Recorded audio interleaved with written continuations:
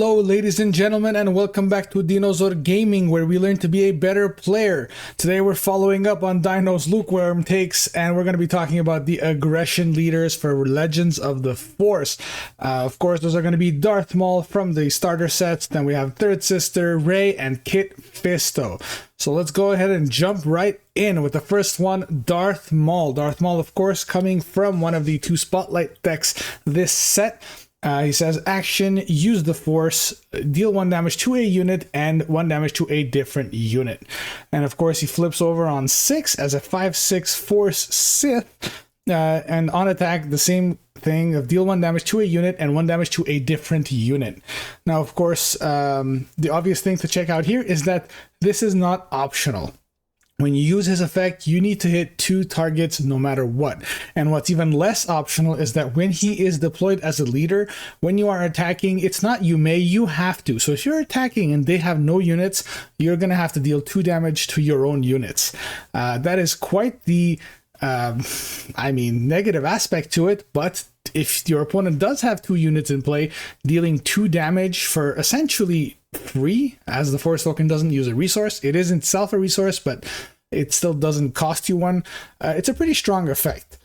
Now, of course, we have another Darth Maul that goes fairly well with this Darth Maul. The reason being, it's another way to attack 2 targets at the same time. So if you're able to soften up 2 targets, you can attack both of them. But more importantly, what makes both this leader and this unit Darth Maul so good is the new Darth Maul's lightsaber. Obviously, this is a lightsaber that you will almost never see outside of Darth Maul, because it says, when played, if the attached unit is Darth Maul, you may attack. For this attack, he gains Overwhelm and can't attack bases. And it's a 3 cost +4/+2. That means that if you are attaching this to Darth Maul, your leader, you're attacking for 9 on a unit. On swing, you're dealing 1. So it's as if you're attacking for 10 and you have Overwhelm. And if you instead attach it to this unit, Darth Maul, you are attacking for 9 on 2 targets and overwhelming both of them immediately. And because on attach you get to attack, you don't have that same downside that you normally do have with lightsabers, in that your opponent can usually react to them, maybe defeat your unit before you get to attack. You don't need to worry about that here. Now, that said, since we know that Darth Maul has to hit 2 targets, very often you will end up hitting your own targets. So one strategy that I've seen a lot of people take is to run grit units or units that want to be injured, like the Ogdo, for example. That is definitely one avenue of building Maul. But I don't think in any situation building your deck around damaging your own units when there's no benefit attached to it, like for example Grand Inquisitor, is the play to go. Now, of course, we do have quite a few good units that came out this set that work very well with Darth Maul. Of course, HK47 allows for a more control-y based way to deal damage to the base. When an enemy is defeated, deal damage to a controller's base. This way you can potentially, instead of just going and constantly attacking the base, maybe you can set up a board and slowly control your opponent and just whittle them down. I think that's the idea behind this leader and this card. Is it there yet? That remains to be seen. And of course, Darth Tyrannus, fantastic card. And honestly, both of these are Sith. And that is very important, because not only is your leader a Sith, there are a lot of other cards that interact with being a Sith. And of course, Darth Tyrannus is going to work very well in Maul, because he doesn't consume the Force, he just wants to have it generated. And let's hope you do have the Force generated, because you need it for your leader ability. Now, we're going to take a little side note here and talk about the Sith. Of course, Darth Malak could work with Darth Maul because he is a Sith, could come in ready. It is a bit off curve though. You don't normally want to be playing a 5 cost on the 6 resource turn. The Darth Revan's lightsabers work pretty well with Maul. You can attach it and then attach a Darth Maul's lightsabers if you want. But honestly, more importantly, if you are going to be playing Darth Maul with blue, there is always 2. One of the most ridiculous cards of this set. It is very hard to pull off, but when you do pull it off, it is almost game over most of the time. Being able to give 2 of your units 2 shield and 2 experience, unless you're going to get super laser blasted, there is not much your opponent can do. So if you are able to make an entire deck of Sith units like the HK, like Tyrannus, like Maul, there is potential for an immediate blowout using either the Maul's lightsaber or the Always 2. So this is the type of deck that at any turn can turn the game around completely. Now, one thing to note, though, is that this is a very force-hungry deck, kind of like Mother Talzin that we spoke about in our previous video. You need ways to generate the force.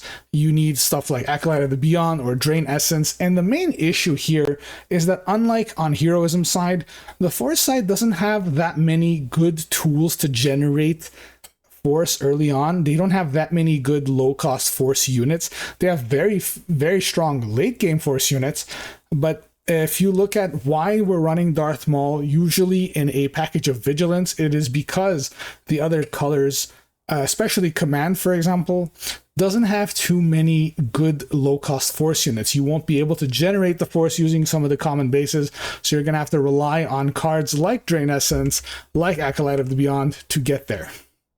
And of course, what do we think Darth Maul is going to be like in the premium? Honestly, I don't think he's going to be fantastic, mainly because he's a bit too slow, coming out at the 6th resource turn as a 5/6, as well as having that on-attack ability that damages yourself, whether you like it or not. I think he's just outclassed by a lot of other cards, a lot of other decks, but I think it's still going to be a dangerous deck that, if you are not expecting it, will blow you out. Of course, we are going to mention him in Limited, but his presence in Limited is going to be fairly limited because he is a Spotlight deck leader, so you normally won't be able to get him in a draft unless you pull a showcase. You will have access to him in your sealed for your pre-release events. Usually you'll have access to both Spotlight leaders. So that's it. I think in Limited, he's going to be just a little bit better. There's a lot more junk on the board, usually in Limited. It's a lot more slower paced, so having the lower stat line isn't too bad, and being able to damage 2 of your opponent's units consistently is going to make him a bit better. Next up, let's take a look at Third Sister. Third Sister is our new Force Imperial Inquisitor leader. It says action, play a unit from your hand, it gains hidden. And of course, she flips on 5 as a 5/4, has hidden herself, and on attack, the next unit you play this phase gains hidden.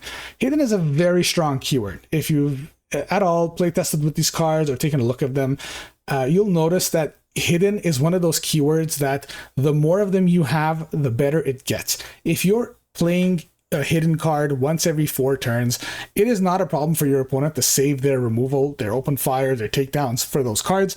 But if you are playing a hidden card every single turn, they are going to run out of resources very quickly, or they're just going to let you attack. So, I mean, I've seen a lot of people trying to test out Third Sister using a very hidden focus deck, playing a lot of those cards that already have hidden. I don't think that's the right approach. Why would you play those cards in a deck that can give hidden to every single unit? I think instead Third Sister needs to be played with cards that need to attack but would normally be defeated before. For example, Fifth Brother, a very fragile card that can hit extremely hard. The same thing with Seventh Sister, Scythe, a lot of the Inquisitor cards that not only need that extra turn to be able to attack, but on top of that, synergize very well considering Third Sister herself is an Inquisitor. Of course, there's also things like Darth Maul, as we mentioned earlier, is a card that very often could 2-for-1, 3-for-1, but very often when you drop it, your opponent will save removal for it or will attack into it. Well, if you have hidden, their options are much more limited. Of course, in the same avenue, you have a lot of the more fragile aggression cards that you could be playing that usually don't see play because, hey, if you have only 2 toughness, anything that's 1 cost or 2 cost can just run into you, oftentimes losing you board advantage. But if you have hidden, you can kind of circumvent that. Same goes for upgrades. Honestly, hidden is a great way for you to bide your time and put upgrades. For example, if you have that... if you have one of those like low cost cards, if you have Fifth Brother, for example, in play and it has hidden, so it survives that extra turn, well, next turn you can just give it a Fallen Lightsaber, and unless you're playing against something with Vigilance, it's very hard to deal with. A very common pairing here for Third Sister is going to be Cunning, because Cunning has a lot of those cards that want to attack but don't have ambush.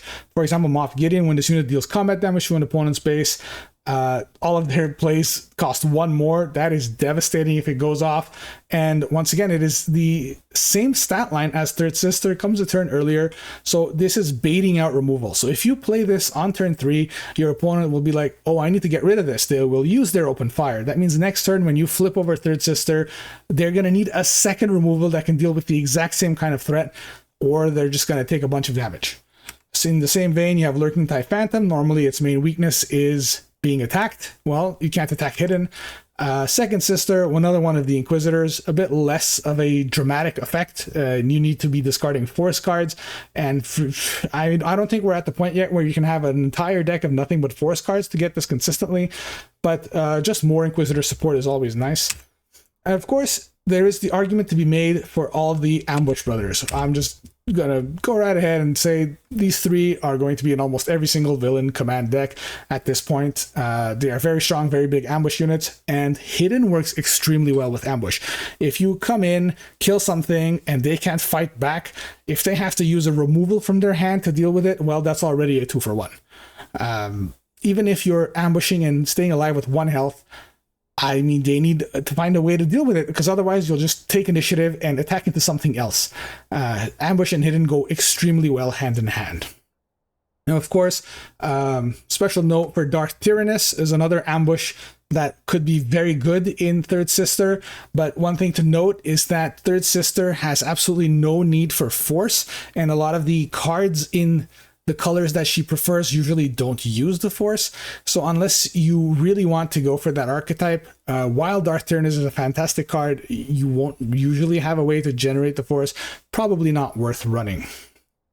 So how do we think Third Sister is going to be? Honestly, in premium, she's pretty good, but slightly outclassed by other cards, mainly because of her low stat line. Of course, versus some mid-range decks, you're going to be very, very strong, mainly because they won't be able to fight back. A lot of the decks don't run direct from hand removal. They rely on their units to deal with your cards.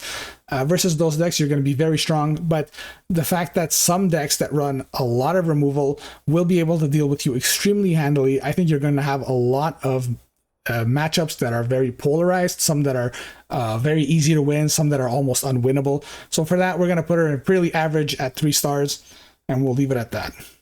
As for limited, however, she is a little bit better. There is a lot less removal in this set for limited. Very few cards that there is no open fire, there is no takedown. Of course, there's Shatterpoint, but that can't hit leaders. There are ways to get rid of hidden units, and there are ways to get rid of Third Sister, but in limited, it is a lot more limited. I feel like I'm making that joke all the time, but honestly, I think she's a lot better, arguably maybe even 4-star. It's just that there's a lot of good limited leaders this set. Next up, we have Kit Fisto. Kit Fisto is a heroism leader that says action, pay 1. If you attack with a Jedi unit this phase, deal 2 damage to a unit. And flips on 5 as a 1/6 with Saboteur that says gets +1 attack for each other friendly Jedi unit. Now let's look at this very separately, because unlike most leaders, the leader side and the unit side are pretty different. On the leader side, that is an extremely powerful effect, one of the strongest ones we've ever seen. We have seen a lot of other leaders that say, well, if you've attacked, tap, deal a damage. Usually they don't cost a resource, but the difference between 1 damage and 2 in this game is astronomical. This essentially means that if you have a deck that's full of Jedis, every single turn you have a free Daring Raid in your hand. And by free, I don't mean resource free, I mean card free. So it's as if you're playing an extra card every single turn if you manage to manage this properly. Whereas on the flip side, 1/6 is a terrible stat line. Obviously, no need to convince anyone for that. 5-cost leaders, at least the ones that see competitive success, generally have somewhere around the 3/6, 3/7 mark, maybe even 4/6 sometimes. So what do you need to match those? Well, in order to be a 3/6, to be barely average, you need 2 other Jedis in play. Is that reasonable? I think it's a lot easier to do than people realize in this set, with units having a lot more toughness than they used to. Is it going to be reliably doable? I think that depends entirely on the meta, but through testing, Kit Fisto is one of those leaders that on paper sounds terrible, but in practice is extremely strong. And having Saboteur on your leader in a meta that's going to be very heavy on the shields, you're going to have a lot of things like Kanan and Jarrus, you're going to have some of the new cunning Jedis that have shields, you're going to have the new Darth Vader that comes in with a shield. Just having access to a way to defeat those shields and defeat a unit in a leader that you don't actually mind trading away, because the leader side is so strong. So it's okay to just bring him out, use him to kill a unit or 2, and then continue using the leader ability every single turn. I think Kit Fisto is a lot better than people realize. Now, of course, taking a look at all the Jedis you have access to, we are clearly not going to look at all of them. Jedis are one of the most popular tags traits in this game. We have some in space, we have quite a few on the ground, and a lot of these are new, of course, and a lot of them have a lot of high stats. In blue, we have another 2-4, we have Yaddle, we have Ezra, we have Yoda, there's Kanan, and this is only the low cost, of course. If you go higher up in the curve, there's a bunch more as well. Cards that you already would be playing, of course, Obi-Wans, Luke Skywalkers. I mean, there's so many. One of the few times where having a limitation of what to attack with is not actually a limitation, because most of the time these are cards that you would be using to build a deck anyways. In green, you have Huyang, who is not only a Jedi, but also buffs up. So honestly, it works extremely well with Kit Fisto. If you flip Kit Fisto and put Huyang on him, that becomes a 4/8. That is already beyond average for a leader. Of course, we have more low-cost Jedis that can use Jedi Consular that can sometimes be ridiculous to deal with, dropping your giant 6-cost plays on turn 3. Honestly, there has been cases in testing that if you put a General's Blade on Kit Fisto and you have a Jedi Consular in play, you get to drop giant 8-cost cards like 4 turns earlier than you're supposed to. Just a powerhouse of a combination. Of course, Obi-Wan Kenobi, one of the strongest cards of the set, just a basic 3-cost 3/5, but Sentinel is really, really good. And so many more. Paladin Corvette comes out same turn as Kit Fisto, gives it an experience. Honestly, on the cunning side as well, you have quite a few threats. We're not going to go over each one one by one, but just really goes to show that you have so many options, you will not be limited in deck building. Now, of course, to note, Maz Kanata is a fantastic card that works with every single Force deck. Just a special mention here, because if you're running even a little bit of Force cards, you will be running this. It's just a super fleet lieutenant. And of course, Force Throw, perfect in the colors of Kit Fisto. If you're running all these Jedis, well, 90% of your deck is already Force, and why would you not run arguably the strongest card in the game? It's either this or Overwhelming Barrage, right? I think there's too much going good for Kit Fisto. The only downside, of course, being his stat line. So how do you think he's going to fit in the meta? In premium, honestly, I think he's 3.5 star, could even be potentially 4. The only thing holding him back is, of course, his leader side. That extra 1 that you're paying to deal 2 damage to a unit lends itself fantastically whether you're trying to beat down your opponent's units that are aggroing you, or if you want to just make value trades with your units in a more mid-range matchup. Of course, not a lot of options for control when we're talking about aggression, heroism, but I think still an overall leader, way better than people realize. And as for limited, I think he's exceptional. One of the top 3 leaders that we're going to be seeing in limited, not only because the vast majority of this set is Jedi, but also because the units survive longer generally in limited, and so if you have a bunch more Jedis that are surviving in play, it is not uncommon for your Kit Fisto to come out as a 4/6 on 5, and hey, those are the stat lines that you want to see. Okay, now we're going to take a look at Rey, the last aggression leader we're going to look at. Rey says action: if you played a non-unit Force card this phase, deal 1 damage to a unit. Just another one in the long trend of cards of leaders that say if you do X, deal 1 damage without a resource. That effect by itself is generally good. And here Rey flips out on 7 and says, when deployed, you may discard your hand. If you do, draw 2. She is a 6/7 on deploy, which is actually pretty good stat line, but that effect is strange. I don't think it has any synergy with the leader side. And honestly, taking a look at the pool of cards that you could use for this, now of course it's non-unit Force cards, so you're very limited in what you have. In red, obviously you have the good ones, like you have Force Throw, you have Sorcerer's Blast. In green, you have Directed by the Force. Blue has quite a few. Vigilance has a lot of Force events that you could use. Some really good ones already, but honestly, a lot of these cards generally defeat units already, or manage the board in a way where you don't normally need that extra 1 damage to continue off of them. So it is a very strange interaction. Perhaps there is something in the future that's going to make this even better, In Cunning, there's a few as well. Trust Your Instincts is a fantastic card that's going to be very relevant in this set. But I mean, once again, it's one of the cards that when you play it, you're already defeating your opponent's unit. Unless they have multiple units in play that for you to use Ray's ability to deal 1 damage to, I don't think there's much use for this leader ability. Another thing to note, though, is that you would think, it does say non-unit force, so you would think there's a lot of upgrades to use. Well, one of the most common upgrades that you would think would be force like lightsabers actually aren't. They don't have that force tag. So there are some upgrades like bolstered endurance that have the force tag, but a vast majority of them don't. So you're even more limited. Even if you're running upwards of 15 of the cards that have force tag in your deck that are non-unit, which is already a lot by normal deck building standards, you'll find yourself pretty hard pressed to find a good opportunity to use this ability. Honestly, where do we think Ray falls? I'm afraid to say I think this is one of the worst leaders that they have ever printed, at least so far. I don't think there is much use for her in the current pool of cards.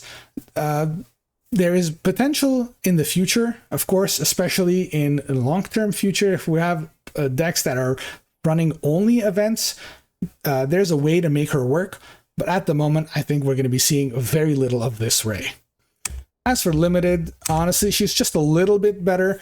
This is being fairly generous, maybe just the 2-star, just because that stat line is pretty good. 7 cost, 6/8 will, I mean, it's probably the biggest leader of the set stat-wise, other than Avar, and Avar comes out 1 to 2 turns later. Could see some good play in limited. That when deployed is, while it is strange and anti-synergistic, it is a pretty good when deployed. Something that people don't realize is discarding your hand and drawing 2 doesn't sound like much, but if you've already made your plays for the turn, doing that and then ending the turn makes you end up with 4 cards in hand. It's a lot better than just drawing 2, but it's still not fantastic. Now, all that said, guys, what are your thoughts? Do you think that some of these aggression leaders got done dirty? Do you think that they are better than I thought they would be? Is there another aspect to this that I haven't considered? I would love to hear your thoughts, your comments. And once again, if you enjoyed this content, please feel free to like, comment, subscribe, and I will see you guys next time.